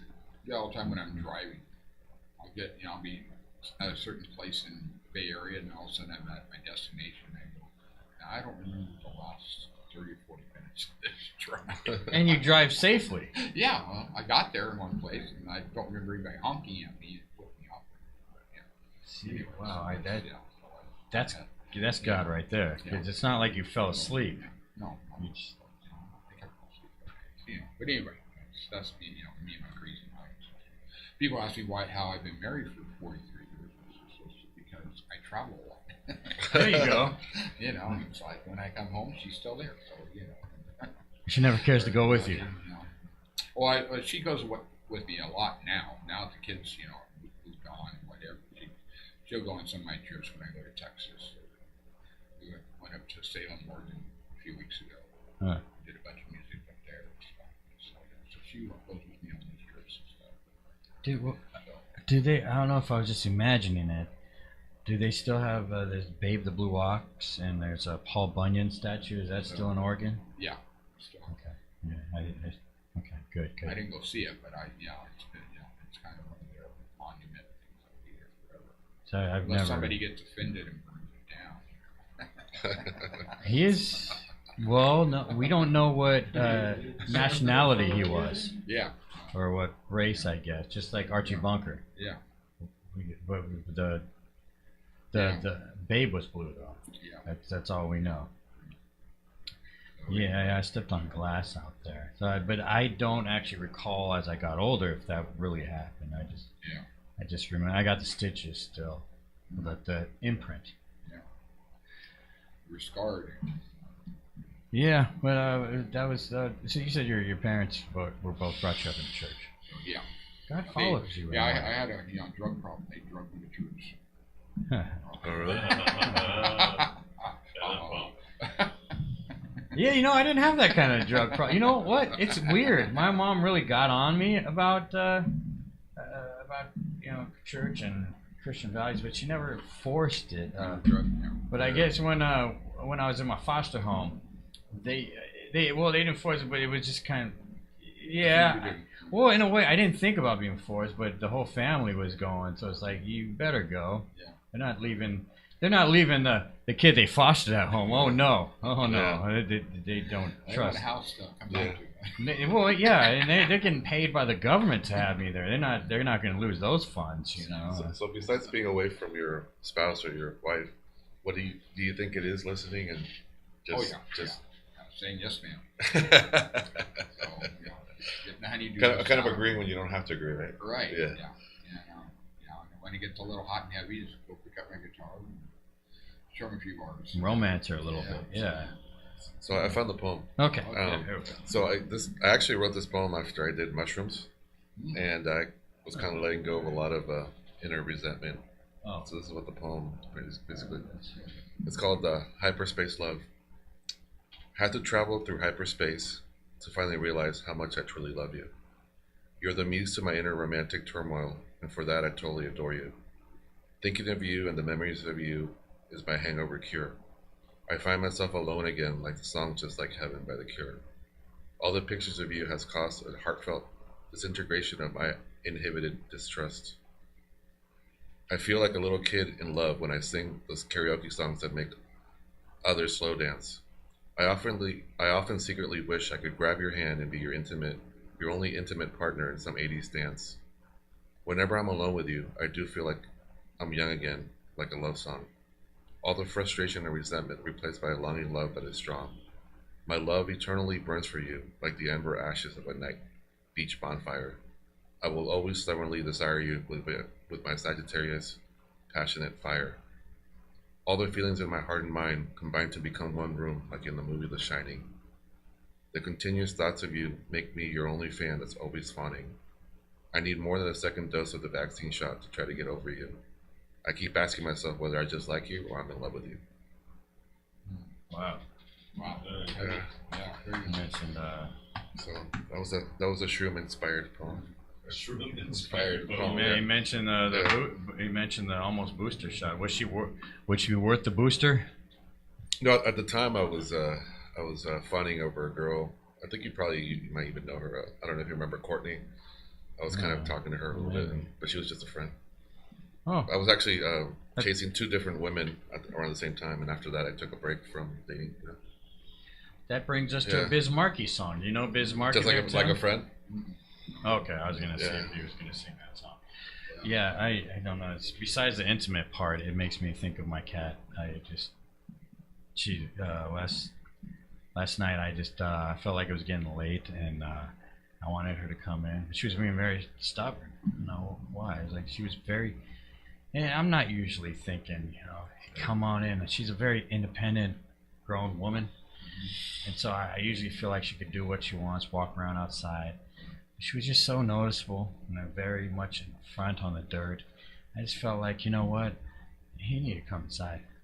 I don't know what could find you and then harm you, and then I'd be feeling like something's eating me inside for years.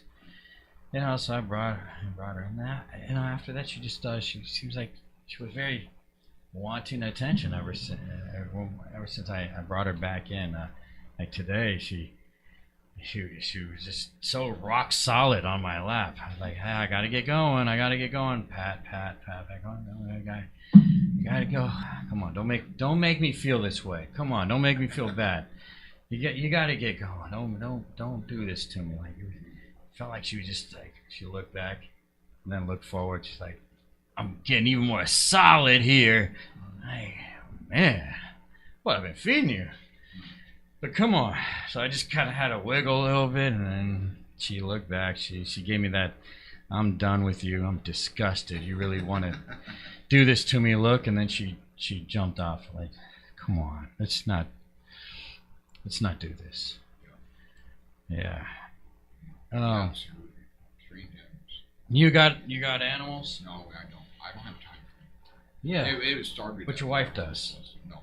No, she's not. She had, we had dogs and cats when the kids were growing up. So I'm never home to take care of them. I need them up too. Yeah, that's the same thing. She let an animal starve to death. Yeah, she wouldn't want to though. Right, It's the same way about having kids. My mom said I wouldn't take care of them. You better not have any kids. So look how I am now. I didn't let her down. I mean, she might complain about all kinds of stuff, but having kids, I never let her down. Yeah. Or my dad, because he thinks to himself, I'm pretty sure he thinks to himself, I never wanted kids, period. So Right. Yeah. never let these people down. So Yeah. But you wanted kids. So I wanted to. What was the thought process behind that? Well, when that I was when I first got back married, in my the wife day. actually, she came from a family of 6 kids, so she wanted 6. But I said, you might not want to cross that bridge until you have at least 1. So then after the first one, she goes, well, yeah, I'll cut it back to, kind of whatever. So we ended up with 4, but 2 boys and 2 girls. How far apart are they? Well, the first 3 are 3 years apart, and then the last one's 5 years apart, only because she had a miscarriage. okay. Yeah. In fact, it's kind of interesting because our 5th child is a boy, and his name is Quentin, which means 5th child. And Wow, so you would have had 6. because it's Quincy, so yeah. But Quincy means 5th child. People go, well, you only have 4 kids. Well, she was pregnant 5 times, and we lost one at 6 months. So we have a little girl up in heaven named Sarah. We already named her. Anyway, and then my son Quincy married a Sarah. So now we have Wow, Sarah. I think how the universe works, right? Wow. Yeah. It's So anyway. it's Wow. weird how there's Like like 2 boys and 2 girls, and so far we got 3 boys and 3 girls, grandkids. Are any of them named Sarah? So no. Okay. but you do have a Sarah in the family though. Yeah. Well, so the algorithms still hit. We don't need the internet for algorithms. Yeah. Sometimes I talk to people and it's like, wait, that's what I was thinking. Huh. Yeah. Should we get another song? Yeah, I got some of this song. This I call this my signature song because it's about a man named Charlie who died in my arms at 2 o'clock in the morning in downtown San Jose. And he was a good friend, cowboy from Texas, and so this song talks about him and his life. So it's called "Built for Glory."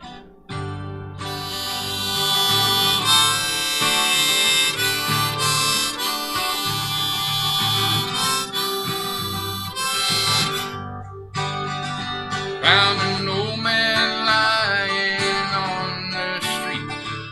Thought I'd do my good deed. So I wrapped my coat around him and I gave him food to eat. With labored breath he struggled, but his eyes held heaven's light. He whispered, "Young man, don't feel bad for me. It'll all work out all right."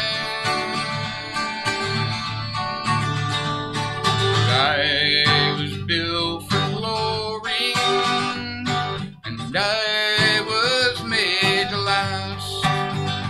God formed these feet to walk golden streams when this hard life is past. Say he's doing well on the other side if anybody has. Say I was built for glory, and I was made to last. He said I've been a Texas Ranger, and I beat a railroad bank. Lost 2 sons to consumption and lost my money in a get-rich scam. Buried my wife 15 years ago. That's when I took to the road. I'm too crippled now to walk again, but I'll walk those streets of gold. 'Cause I was built for glory, and I was made to last. God formed these feet to walk golden streams when this hard life is past. Say he's doing well on the other side if anybody else. Say I was built for glory, and I was made to last. I asked, "What's your name?" He shook his head and said, "It don't really matter. I'm just another poor soul out on the street, 'cause rewards in the great hereafter. And Jesus has been a friend of mine when all others passed me by. And he led you here to say these words before I die. And I was built for glory, and I was made to last. God formed these feet to walk golden streams when this hard life is past. Say he's doing well on the other side if anybody asks. Say I was built for glory, and I was made to last.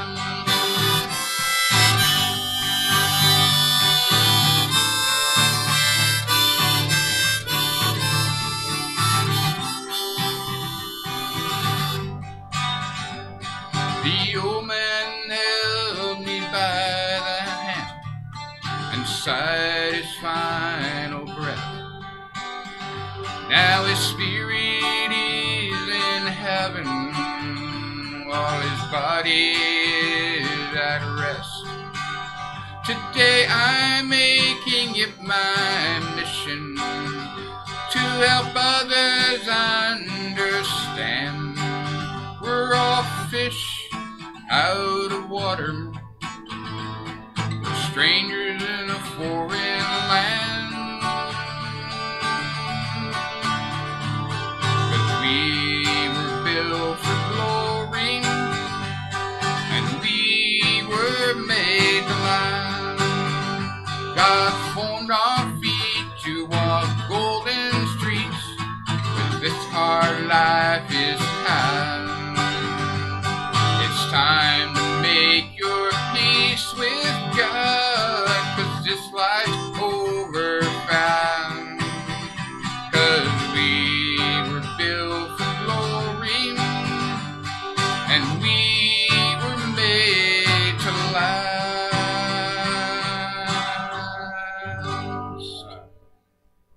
Yeah. I like the words in that. Like you, I want you playing at my funeral. You're gonna make other people feel. It's like deep, meaningful, yet positive. Because people want to live a good life. Yeah. So I got we're getting all the wrapping up with the last question. These are just the questions I had messaged to me Okay. from the viewers, Okay. which is best because I write stuff that I don't know what I'm talking about. So this is good. So which instruments did you play in high school, and what was your first experience with music? Well, my parents are both musicians. They played the piano and the organ and accordion in church. Yeah, so that was a very early age. So we had a piano in the house, and so I started out playing piano, but the problem with the piano is you can't carry it with you. So anyway, but and then plus my parents really didn't like guitars because of the Elvis Presley and the Beatles thing. They said they didn't want me to be a rock and roll. The groin thing. Yeah. So anyway, so they said, well, take a and I found an old clarinet back in one of my dad's closet and stuff. So anyway, so I pulled that out and started playing on that when I was about 6, 7 years old. So in elementary school, I played saxophone and clarinet, flute, stuff. And so, but in high school, that's when I was getting into music and rock and roll band. I started playing guitar when I was 16, and I had to keep it at a friend's house because my parents wouldn't let me keep it at my house. So. Anyway, Break so the rules there. yeah, and then the band leader in high school really liked me because, especially in the orchestra part, be real quick, is that I was known as the utility guy because I played saxophone and clarinet. I could also play oboe and bassoon. So those were instruments that you always got a solo, and I always wanted a solo and stuff. So so those were, and guitar and harmonica became the biggest hits. I still play my saxophone nowadays and stuff. So, And what's the main cause of most of the homelessness you've seen? I don't think there's a main cause. It's kind of I feel there's a combination of three things. A combination of drug and alcohol abuse and mental illness abuse, and then our society just being way too expensive for people to live and stuff. So those are kind of the top three. And the lack of the system to support the Right. first two. Yeah, exactly. And it's so big that money, you can throw billions of dollars at it, and money's not going to help. If I get a little churchy, I felt the churches would have done what they were supposed to do 200 years ago. We wouldn't have the problem we have now, and that's taking care of the widows and orphans. And churches haven't done that. So here's a couple questions. Last questions that people want to tackle the spiritual area. So, how does someone become a Christian, and what are your spiritual beliefs? That's two last questions. Someone said there. Yeah. Well, one thing is hang around Christian people that you believe are Christians that are living their life for Jesus rather than just being churchgoers. Jesus Christ. Yeah, Jesus Christ. Yeah, be a church. Find somebody that's that really believes in Jesus Christ and what He came to do, rather than just somebody that's going to church. And then so yeah. And what was the second one? What was this? Well, so I guess the question was, what are your spiritual beliefs? I guess there's all kinds of Christians. So we get Christian, but what would you consider that? What's your spiritual belief? My belief is as a that Christian? Jesus came as a human being, as a God person, that came to the earth, to live on this earth like we did, and to be the supreme sacrifice, for our wrongdoing and our sin. And we need to believe on Him, and we'll be saved. I did. So, it says, call on the name of the Lord Jesus Christ, and you shall be saved. It's got to be weird being coming across people named Jesus. Like, I mean, I keep guys saying, well, hold on, Jesus. I used to joke with a guy I worked with named Jesus. I said, oh, now that you got promoted, I got to bow down to you because your name's Jesus. But like, I could not call my kid. There's only one Jesus to me. Amen. Jesus Christ. I want to give a shout out, because I told him I would give him a shout out to Albert, the security guard that was here that one time for the podcast. Raphael. But there was Albert, another guy that you mentioned too. Raphael too, yeah. So let's give a shout out to Raphael. Remember that, Paul? Yeah. Raphael, he's trying to run for some out here. Yeah, so we I don't want know to if give I a can shout out vote to for him, Raphael. though, but I could support him, like I did with Leanna Louie. Yeah. I'm running from something too. Oh, are you? The law. The law? Okay. I keep thinking about that all the time. I hope I have it. Some people don't know how to hang. A friend of mine, she said she got drunk and just got all crazy, and she used the bread as toilet paper because they didn't have any. That is very dumb. That's the only good part of the sandwich in jail is the bread. Well, depending on where she was locked up. So, we're ending things here. Eddie, what kind of... So we should get together for the karaoke now that I guess we're known as the... Yeah, we should. I didn't know we were known as us two together going to karaoke. We got... Should we do that because I got high? Oh, we should, man. We should. Yeah, we got to do it, I guess, for Jose. But I did want to say thank you for sharing your music and your story too, and your ministry, and thank you for giving me finding some hope too. Yeah, there he is with the sex talk. Yeah, he's talking about the plugs. Eddie, your last words there. Just be kind to one another. Amen. And never stop believing in love. Love one another right now. Right now. Yeah. Right now. And as Luke knows, I always post stuff on Facebook, so if you ever want to get on my Facebook thing, you can, and follow me. I try to post wherever I am. I posted that I'd be here today. Is it under your name or? Yeah. Tim Moon? There's only one Tim Moon, too. Well, right? not really. I've Googled it, and there's lots of them.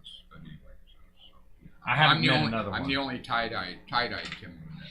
Okay, so you can tell by by your picture. Tie-dye Tim.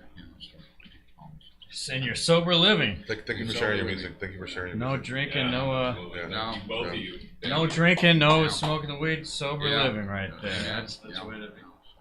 All right. Anyway. This is what's really happening. Next week, I think we're doing the hip hop. Get the hip hop going. Cool. All right. Oh, See you next week, guys. that's my cat right there.